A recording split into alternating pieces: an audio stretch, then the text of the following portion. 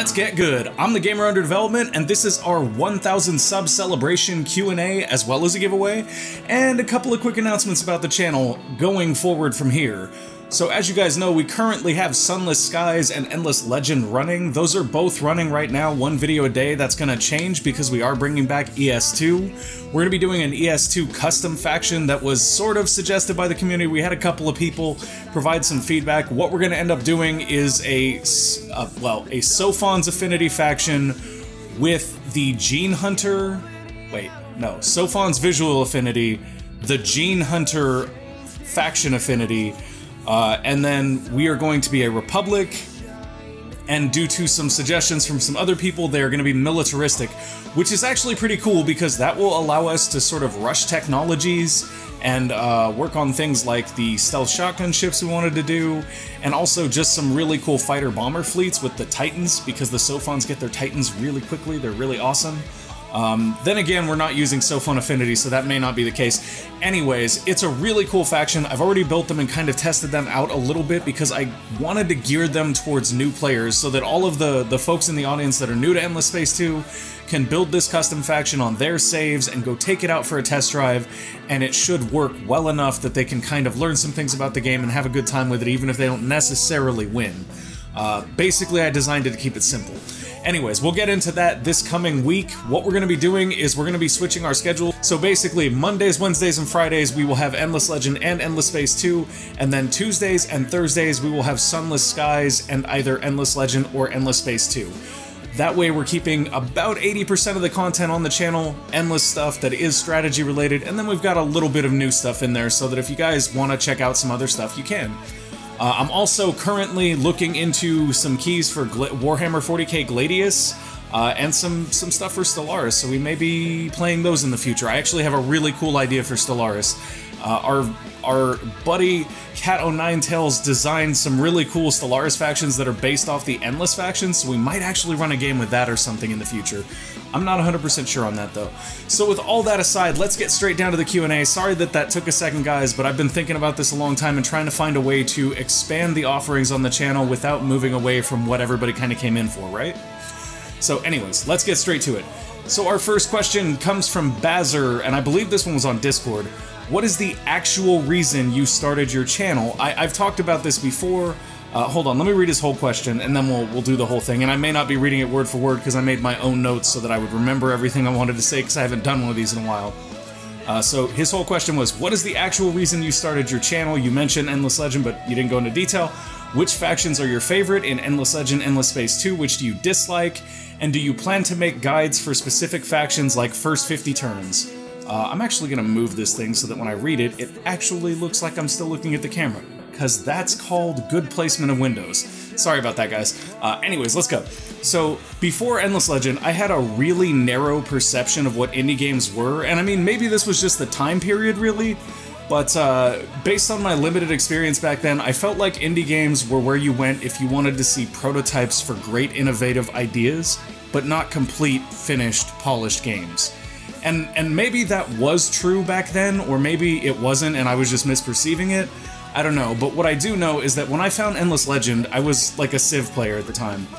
And I found Endless Legend and I got so lost in it and so engrossed in how cool it was and how much fun it was to learn all the different factions because they were so very different instead of just a slightly different flavor of vanilla, kind of like Civ factions felt.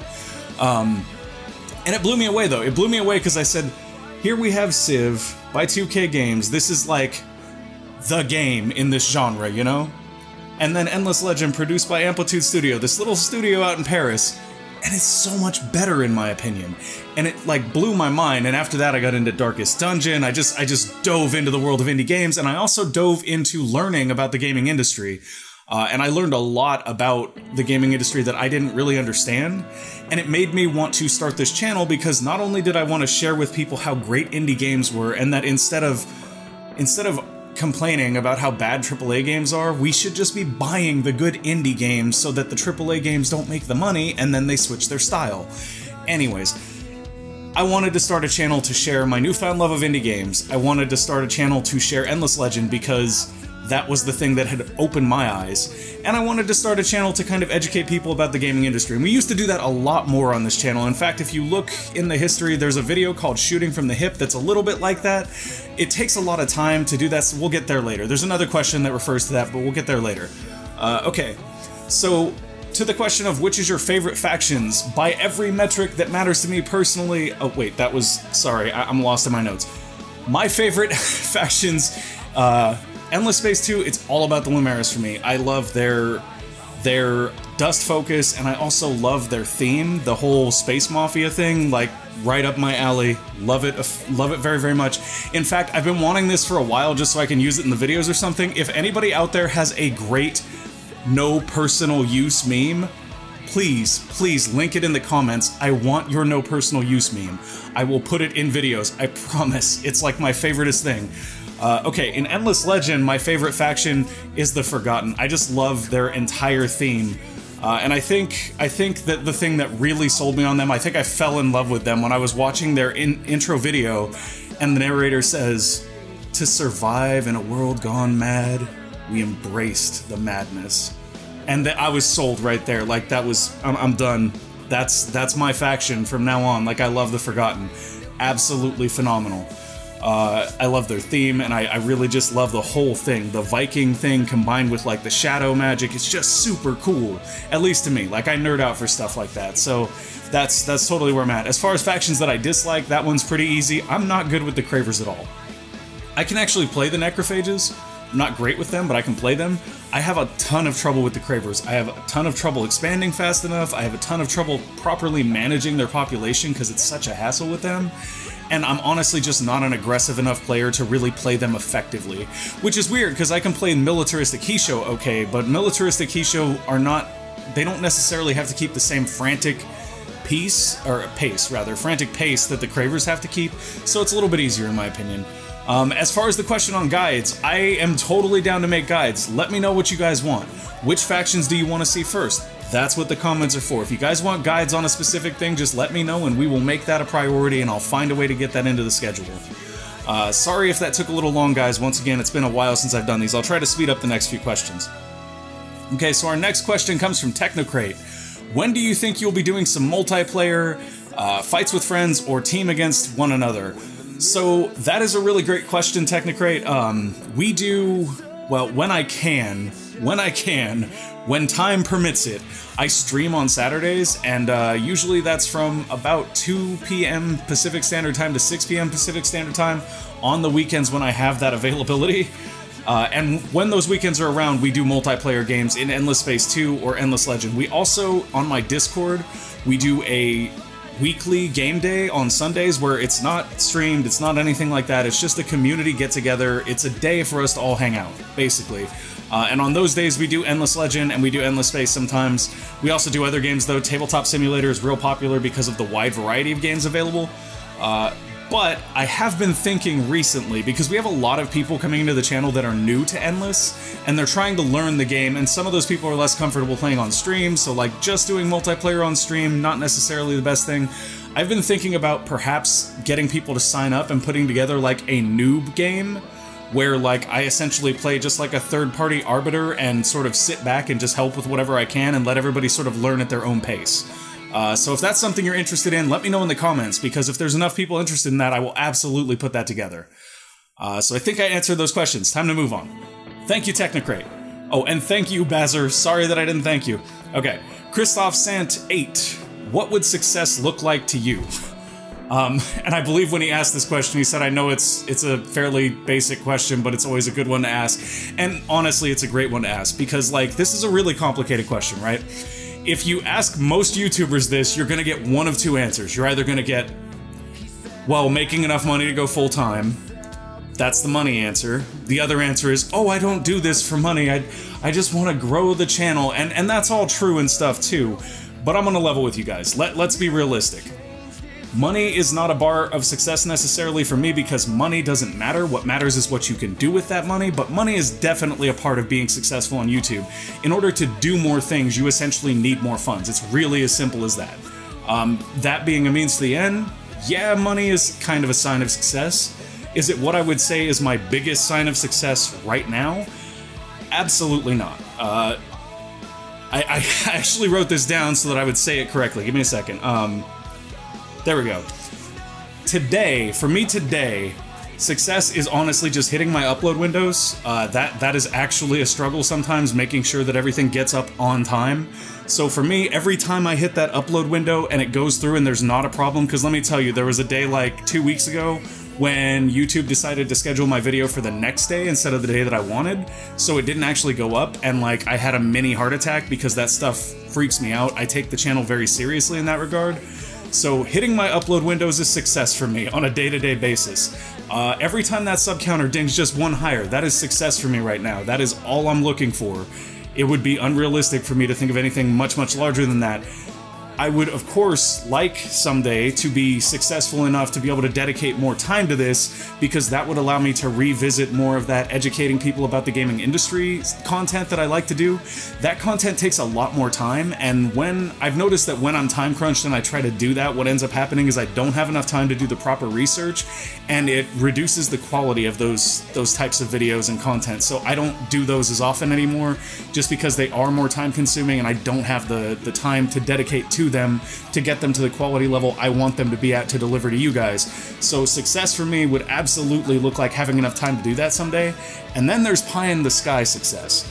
So my pie in the sky success is building a community for gamers by gamers where different types of game design staff, programmers, artists, stuff like that can all come together behind a project idea and build, develop, test, and deliver and sell a game. That platform would be one that, like I said, is run for gamers by gamers. And I know that's sort of a big concept right now, but that's because I'm trying not to narrow it down too much, because it's like this thing that's really big for me. Like, I already have branding for this, guys. I took 2 weeks off of, no, not 2 weeks, a week. I had so much vacation time, I took a week off from work, and I spent the whole week working on branding, colors, websites, things like that for this very massive project that someday I might complete, but realistically, finances are an issue with it right now. So until finances and time are solved, that's kind of on the back burner. But that's my big success right there, is something huge like that. Like, that's what I want to do. I want to do something that'll actually change the gaming industry in favor of the gamers. Maybe it doesn't have to be that big. Maybe it could be something a lot smaller. I just want to leave something good behind, because the gaming industry has given me an escape when I've had trouble in life. It's given me a place to go when I just needed somewhere that wasn't here, you know? And like, everybody has that, right? Everybody has something that makes them feel that way, and for me, games were just the ultimate escape. And not like an escape where you forget about life necessarily, but just a place where you can relax, right? And that is infinitely valuable. And I really just want to preserve that for future generations, because what I don't want is, I don't want my kids' only game options to be buy loot boxes or pay $10 to refill your energy so you can actually play the game. Like, that isn't the gaming industry that I grew up on, and it's not the one that I want for my kids or my grandkids. Anyways, that maybe a little too much there. Let's go ahead and move forward. So Nobud is the next person we got a question from, and it was how exactly... Okay, so it was how exactly was your view on indie games changed, which we already covered. And what were you thinking about them before and after EL, which we already kind of covered. So most of the questions here we already covered. Here's the one we didn't. Can we expect games with anime graphics if the community isn't against it, or you don't like that graphic style? Oh, and do you watch anime, read visual novels, any of the weeb stuff? So here's the deal, guys. I am not a self-professed weeb. I don't really watch anime that much. I actually have raised 2 daughters now, and my eldest daughter had high-functioning autism and was really obsessed with anime at one point. Like, so much so that it actually created complications in our day-to-day life. So I kind of became sort of subconsciously biased to anime, and I don't watch it very much because of that. However, I'm definitely open, and like, I've been getting really into the lore of Dark Souls lately, and I know that a lot of that is inspired by the anime Berserk, so I was thinking about watching that anyway. So if there are a bunch of you in the community that are into anime, maybe we do an anime movie night or something sometime, and just you guys can show me all the anime. How about that? I think that would be a cool experience, honestly. Okay, next question, Cat of Nine Tails. How expensive was the bribe to get JMac to let you dig the beanie back out? JMac is sleeping right now. JMac is sleeping almost every time I record, probably 9 out of 10 times I record, and what JMac doesn't know will not hurt her, so keep your mouth shut. Thank you. Please don't tell her. Anyway, moving on. Toth Balaz, what is your favorite feature in Endless Legend and Endless Space 2? This is a great question. I really, really love this question because this is something that, like, I think about all the time. Because one of the things, like, I love analyzing video games, I love analyzing the components of video games, the systems in video games, and go, well, what really works and what really doesn't? So this is a great question for, like, the way I like to think about games. As far as Endless Legend goes, my favorite feature, without a doubt, and this is super nerdy, and you may not agree with me, you may not, and that's fine, but my favorite thing is the population management. I love the efficiency. Like, it triggers the efficient part of my brain to go through my population and be like, if I move one over here, that will finish one turn sooner, and then I can move one over there and that'll finish one turn sooner, and then I can do that and get this. It's super, super nerdy, but I love it. It's my favorite feature about Endless Legend. If I had to say which feature I think in Endless Legend mechanically is the most innovative or interesting, I would say it's the sort of ever-worsening Enduring Winter. I think that's a really great mechanic as far as, like, sort of having a doomsday clock on the game without actually having a doomsday clock. So that would be mechanically the feature that I think stands out, but not my favorite. My favorite is population management. And in ES2, it's absolutely the political system. The political system in ES2 is great. There is nothing like getting pretty far in your game and being like, I know what we're doing, we have a plan, we're going this way, and then all of a sudden, because your population type changed a little bit, they vote another political party into office, and you're just like, my whole plan. Why you do this to me, people? That is a real complication in running empires that you see very poorly represented in most 4X games. So I really love the implementation of it in ES2. I know that it frustrates some people, and that some people feel like you might as well just go dictatorship, but I've found that it's fairly easy to control, and then if you're good at controlling it, then the few times it does go awry, it's actually kind of fun and interesting, because it's not something that you expected to happen and you have to adapt. And that to me is one of the greatest things about 4X is that, like, no game is exactly the same. You always have to adapt to the circumstance, which is fun. Okay, so I think that answered that question, and I think I'm getting more into a rhythm here, so I'm sorry the first couple questions were kind of rough. Sir Trista, what kind of obscure music group, film, and book would you recommend giving a try? Okay, so this is a fun one. For music, check out Butterfingers and Like a Storm. They're both Australian bands. I actually found out about them from somebody I met when I was briefly playing EVE Online, and Butterfingers is a hip-hop band that is hilarious. They have a song called Fig Jam that I would honestly consider using as a theme if I could get rights to it, because the chorus is, "If I'm good, just ask me. I am good, y'all." Anyways, so I love it. And then Like a Storm is a punk rock band from Australia that actually has didgeridoos in the background of their music, which is super cool because it's something you just don't hear very often. And I very much enjoy their content as well. As far as movies go, I actually don't get to watch that many obscure movies. I watch a lot of movies, but nothing like super obscure or something that people just have never seen or don't know about. So if I had to recommend one that maybe you hadn't seen, actually I'll give you two. I'll give you two that you may not have seen. One of them you may have seen though, but it's great and you should see it if you haven't. Gattaca is one, and Gattaca is about a future where genetic modification becomes the standard, and what that means for everybody who's not genetically modified. That's as much as I'll tell you about the story. The reason I personally like it, without spoiling too much, is there's this great scene where this non-genetically modified person is in a swim race with a genetically modified person, and the non-genetically modified person wins, and the genetically modified person can't understand why, and he asks him, and his response is because he didn't save any energy for the swim back. And that's such a cool concept to me, because they were basically genetically modified to be perfect, and in their perfection, there's a flaw.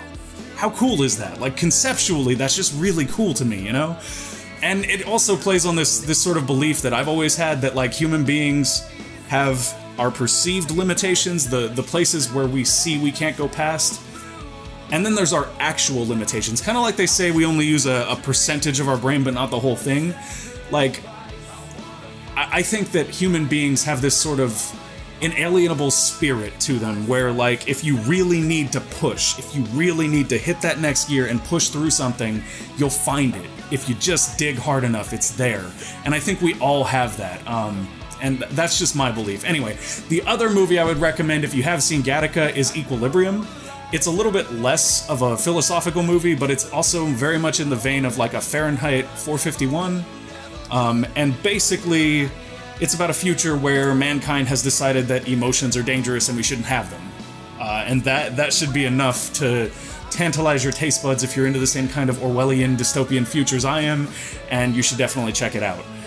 Book-wise, this is actually really cool for me too. So when I was in high school, I don't know if you guys remember this, but they used to have these ads that would be like, get 7 books for a penny. So I did. One time I did. I signed up for this book club thing. I got 7 books for a penny. Most of them I didn't read. 3 of them I kept very, very dear to me and closely, and those are the ones I'm going to be telling you about. The Secret Books of Paradis, or Paradise, but it's written with a Y, by Tanith Lee, is absolutely one of my favorite book series of all time. There are 4 books, but you can get them in collections of all of them in one. And I recommend them like that because they're all stellar. They are very dark books, so if you enjoy dark stuff, they're great books. If you want something that's more light fantasy, not necessarily light fantasy, but more fantasy epic, then I'd recommend The Complete Book of Swords by Fred Saberhagen. Phenomenal, phenomenal book. Even has a beautiful little, like, poem/limerick in the beginning that sort of explains the overarching theme of the story. Very cool. Totally check it out. I fell in love with it. I still remember it today, you know? I draw things from it, and I don't draw very often, but that was something that made me want to draw. Anyways, it's very cool. You should check it out. Okay, Anderson Caring, I noticed that you deleted your questions, but I had already discussed this one with someone, so we're talking about it, okay? I understand, maybe you didn't want to enter for the Endless Legend key anymore, that's fine, I get it, I get it. Anyways, here we go. If you were a movie producer, who would you hire to make a movie about Endless Legend? So, we talked a little bit about hiring. We decided that Opbot would have to be Paul Rudd. And Paul Rudd's friend in the Ant-Man series, I don't know his name, he's the guy that helps him run the security thing that's kind of funny.